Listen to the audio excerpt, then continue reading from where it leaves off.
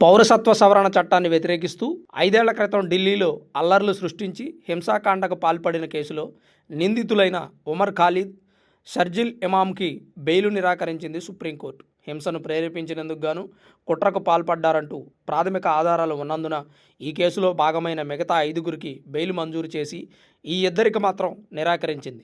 Citizenship amendment act సిఏఏను వ్యతిరేకిస్తూ పెద్ద ఎత్తున ప్రదర్శనలు చేసి 2020 ఫిబ్రవరి నెలాఖరున ఈశాన్య ఢిల్లీలో హింసాత్మక ఘటనలకు పాల్పడ్డారు. ఇందులో భాగంగా 53 మంది ప్రాణాలు కోల్పోయారు, 700 మందికి పైగా గాయపడ్డారు. నిందితులపై చట్టవిరుద్ధ కార్యకలాపాల వ్యతిరేక చట్టం కింద పోలీసులు కేసులు నమోదు చేశారు.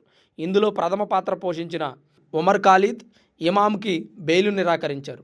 న్యూయార్క్ సిటీ మేయర్గా ఎన్నికైన జోహ్రాన్ మమ్దాని ఉమర్ ఖాలీకి బెయిల్ మంజూరు చేయాలని భారత ప్రభుత్వానికి లేఖ రాశారు.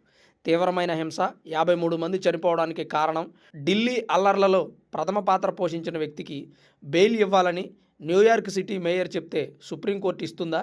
భారత న్యాయశాఖకు ఏది న్యాయం, ఏది అన్యాయం తెలియదా? ఉగ్రవాద చర్యలను ప్రోత్సహించిన వ్యక్తికి బెయిల్ ఇవ్వాలని భారత ప్రభుత్వానికి లేఖ రాయడం ఏంటని మరికొంతమంది జోహ్రాన్ మమ్దానిని ప్రశ్నిస్తున్నారు. అల్లర్లు జరిగింది భారతదేశంలో, చనిపోయింది భారతీయులు. అలాంటప్పుడు అల్లర్లకు ప్రేరేపించి హింసాత్మక ఘటనలకు పాల్పడిన వ్యక్తులని బయట సమాజంలో ఎలా తిరగనిస్తారని మరికొంతమంది అభిప్రాయపడుతున్నారు.